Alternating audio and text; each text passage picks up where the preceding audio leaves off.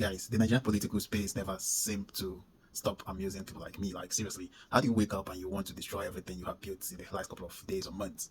I just came across the news from the Labour Party camp. Like, seriously, this news is crazy. And I'm still laughing because I don't know what these people smoke. I don't know what they drink.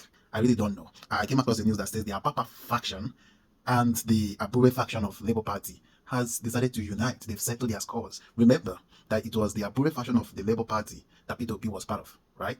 And then when things started going well for Labour Party, there was an Apapa faction that sprang up from nowhere, and they said they are the real owner of the Labour Party and not the one Peter Obi and Abure are parading.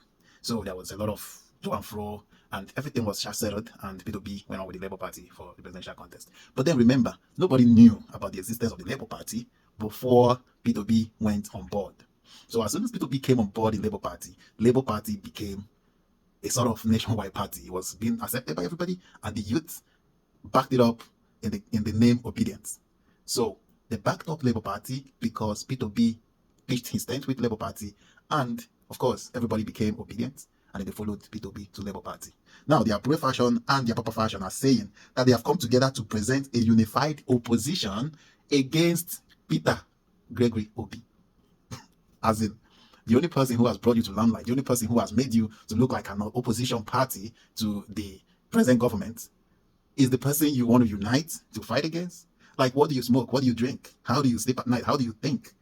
You forget that there is no Peter Obi without the obedience when it comes to politics in Nigeria as now. There's no Peter Obi without the obedience behind him. So wherever Peter Obi decides to go, if he decides to go to Oduduwa's party or Ariwa's party or CW or Women's Group Party, whatever, even if it is AA, nothing party, the obedience will go with him and they will push for him, they will support him, because that's what it is. The obedience are out there to follow whoever they think and they know can deliver. And Peter Obi will deliver any day, anytime, if given the opportunity. So pitching your tent against Peter Obi is actually taking yourself back, or even worse than where you were before Peter Obi came on board.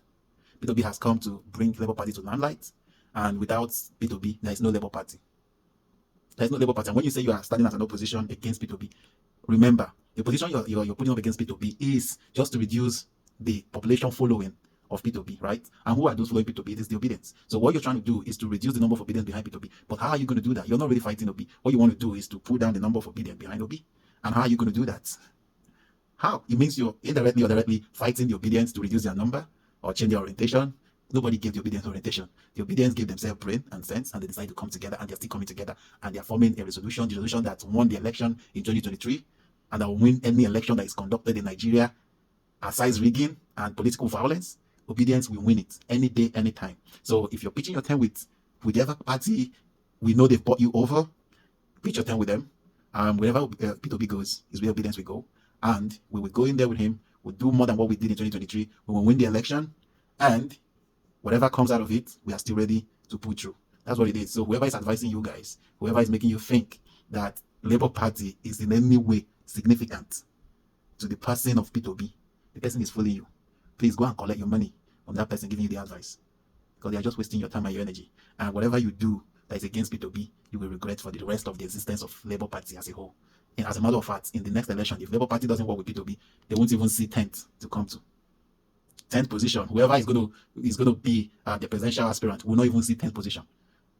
They won't see 10th position, except if the person is obedient, and with the obedience also wants the person to pull through. And when I mean the person is obedient, not in the presidential position, but in any other position, a House of Rep and the Red Governorship. If the person is obedient in lower positions, and we want to see the person through, even though the person is under the Labour Party, of course we can.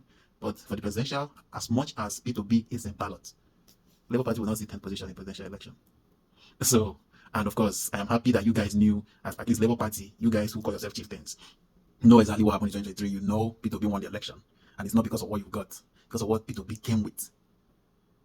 And he's going to live with it as well. And wherever he goes, he's still going to repeat times 2, times 3 of what he did with you guys with that platform. So who stands to gain and who stands to lose? Of course, you will stand to lose. The only thing you will gain probably might be they are buying you guys to work against God's chosen, the people's chosen, the obedience chosen. So, like I said, go ahead and have a rethink, and do what you've got to do and stick with the only person who can keep you up there. And of course, in the next coming elections you'll be able to win more positions and gain more ground in the Nigerian political space. Thank you. Guys, what do you really think? Am I speaking to myself, or am I speaking out of point? Without Peter Obi, would there be Labour Party? Drop your comments, drop your views, drop whatever you think you want to say about this, and catch you in the next video.